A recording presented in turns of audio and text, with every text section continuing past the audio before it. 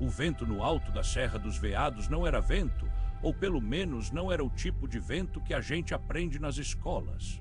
Ele vinha do norte, baixo, rasteiro, como se arrastasse pelas pedras e fendas da encosta, sussurrando em uma língua que ninguém jamais pronunciara, mas que no silêncio do meio-dia parecia ecoar nas costas dos que se arriscavam a subir. Era o vento que os moradores do povoado de Aldeia Nova chamavam de o sussurro que não se traduz. Diziam que quem ouvia com atenção demais começava a esquecer o nome das coisas, e que se escutasse por muito tempo, acabava falando sozinho, como se conversasse com alguém que só ele podia ver. O povoado estava a quase 200 quilômetros de qualquer cidade com nome, no meio do Cerrado Baiano, onde o sol queimava o chão como um ferro em brasa e as noites eram tão escuras que a lua parecia apenas um erro no céu. Ali as pessoas viviam entre o medo e o silêncio, como se o mundo tivesse esquecido o som de sua própria respiração.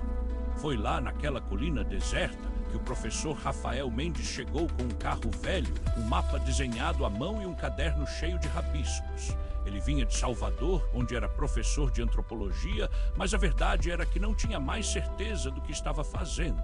O que o trouxe até a Aldeia Nova não era um projeto acadêmico, era um sonho. Ou melhor, uma lembrança que não era dele. Havia algo no sonho que o perseguia. Um lugar com paredes que se mexiam como pele, uma luz que não vinha de lugar nenhum e um som baixo constante que parecia vindo do próprio espaço entre os pensamentos. Sonhava com isso todas as noites, desde que deixara a cidade. E sempre ao acordar, encontrava um risco na parede do quarto, um traço curvo, como uma letra de um alfabeto que não existia, desenhado com tinta preta que não saía, mesmo lavando com água e sabão. Ele chegou em Aldeia Nova no fim da tarde, quando o sol ainda dourava as copas das árvores, mas o calor já começava a se retesar no ar. O povoado era pequeno, quase um agrupamento de casas sem ruas, apenas trilhas de terra batida entre muros de pedra e portões de madeira que rangiam como se soubessem que não deveriam ser abertos. O dono da pousada, uma mulher magra, de olhos fundos e voz que parecia lembrar o vento, disse apenas: "Você veio por causa da pedra, não foi?" Rafael engoliu em seco. Não tinha dito nada a ninguém sobre a pedra, mas no sonho ela estava ali, uma pedra redonda, escura, com uma fenda no centro como um olho fechado, e dentro dela um movimento, como se algo respirasse. "Não sei do que está falando", respondeu, mas a voz saiu fraca, como se o próprio corpo não acreditasse. A mulher apenas sorriu sem mostrar os dentes. "A pedra está lá em cima, na antiga igreja abandonada. Dizem que foi trazida por estranhos no tempo do coronel. Dizem que ela não pertence a este mundo." A igreja estava mesmo lá na ponta da serra, meio escondida entre cipós e pedras que pareciam ter sido empilhadas por mãos que não eram humanas. A porta estava quebrada, mas não por força, parecia ter sido aberta de dentro. Os tábuas tinham rachaduras que iam em espiral, como se tivessem sido arrancadas por algo que não se contentava com a entrada. Rafael subiu sozinho com uma lanterna que tremia na mão. O ar dentro da igreja era pesado, úmido, como se houvesse umidade viva que não se evaporava. O chão de pedra estava coberto de um pó cinzento, que parecia brilhar com uma luz fraca, inexistente. E lá no altar estava a pedra. Ela estava deitada sobre um pedestal de pedra escura, com símbolos gravados em volta, linhas que não se repetiam, que não faziam sentido, mas que, quando olhadas por tempo suficiente, pareciam se mover. Rafael aproximou-se. O ar ao redor dela parecia distorcido, como se o tempo ali não passasse direito. Sentiu um leve zumbido no cérebro, como se algo estivesse tentando falar com ele, não com palavras, mas com imagens. E então ele viu. O sonho voltou, mas agora não era um sonho, era uma memória. Ele viu um homem, ele próprio, deitado em uma cama de metal, em uma câmara branca com luzes que piscavam em padrões que ele não conseguia entender. Havia outras pessoas lá vestidas com roupas brancas, mas seus rostos não eram rostos humanos. Eles tinham olhos grandes, sem pupilas, e bocas sem lábios, apenas uma fenda vertical. Eles sussurravam, mas não com voz, com o pensamento. E o pensamento era uma música que ele conhecia, mesmo sem ter ouvido antes. E então ouviu: você não deveria estar aqui, você não deveria ter vindo. A voz não vinha do ar, vinha do chão da igreja, do lugar onde a pedra estava. Rafael recuou, a lanterna caiu, a luz apagou.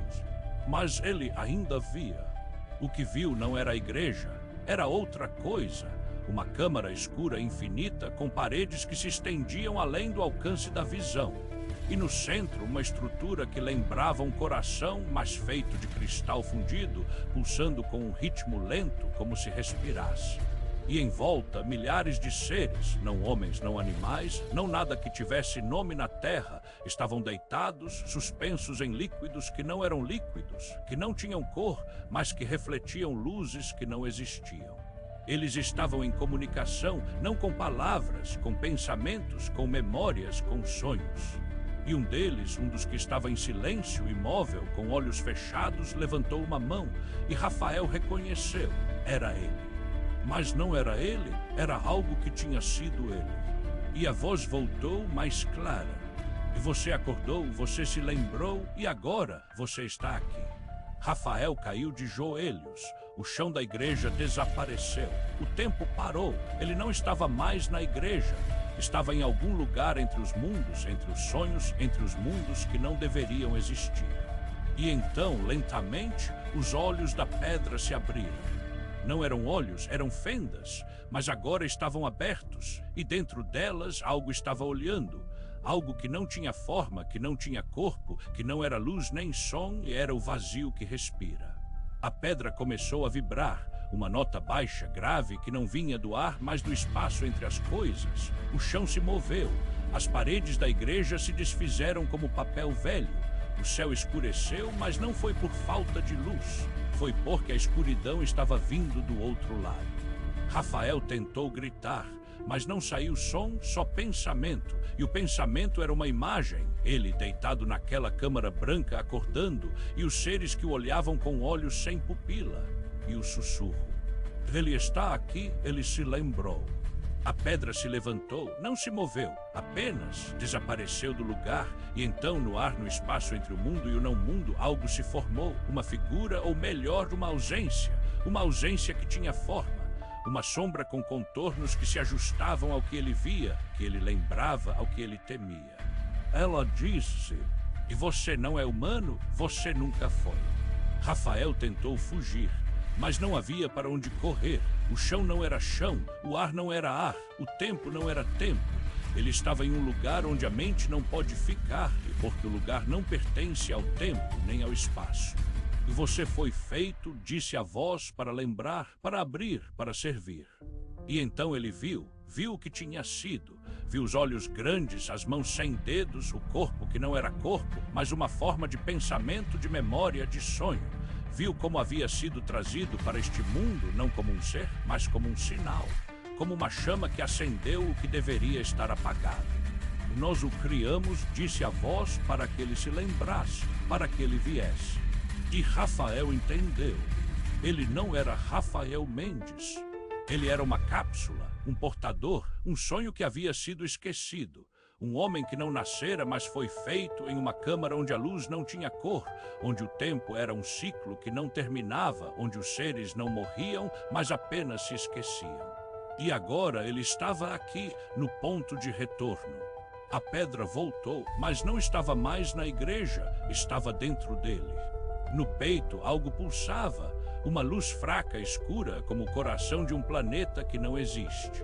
O vento voltou, sussurrando, dizendo coisas que ele não entendia, coisas que ele lembrava. E no silêncio da noite, as pessoas de Aldeia Nova começaram a acordar. Todas, cada uma, e todas olharam para a serra. E todas viram. Na ponta da colina, onde a igreja era apenas um buraco na terra, havia uma luz que não piscava, que não se movia, que apenas existia. E sob ela, uma figura humana. Ela estava de pé, mas não andava, não se movia, estava apenas ali como se esperasse. E os olhos de Rafael estavam abertos, mas não viam, porque o que estava olhando não era a terra, era o vazio. E no vazio algo sussurrava com sua voz. E a porta está aberta. E as pessoas de Aldeia Nova não dormiram mais, porque agora sabiam que o vento não era vento, sabiam que o silêncio não era silêncio, sabiam que o céu não era céu. Sabiam que em algum lugar entre os mundos havia uma pedra e que ela estava viva. E que quando o sussurro voltasse, ela lembraria. E que quando lembrasse, tudo o que existia, tudo o que era humano, desapareceria. Porque o que estava vindo não era um monstro, era o fim da compreensão e o fim do que se podia chamar de mundo. Na escuridão, uma mão não a dele, mas que era dele, se levantou. De na palma da mão uma marca, uma fenda, uma porta, e a pedra agora dentro dele começou a pulsar. Não como um coração, como um chamado, que o mundo então escutou.